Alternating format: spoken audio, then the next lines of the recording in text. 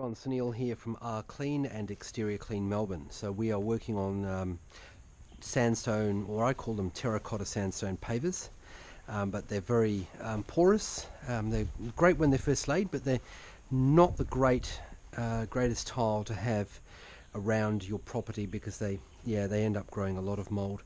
As you can see here, the mold goes deep, and someone has previously tried to start to clean this with pressure, and this is what you end up finding is it just cracks, and it's because it's a layered tile, so the layers just literally rip off if you hit it with pressure. So you cannot do this. So the only process we can use to get this clean is to soft wash it.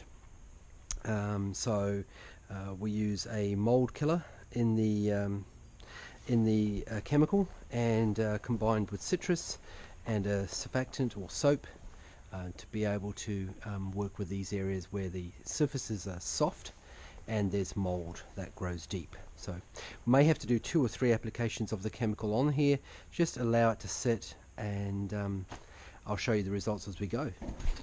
Folks, these are the finished results on this section of pavers. That's absolutely beautiful. No pressure was used on this whatsoever, and so no damage has been done to the tiles at all besides what was there already. And goes to show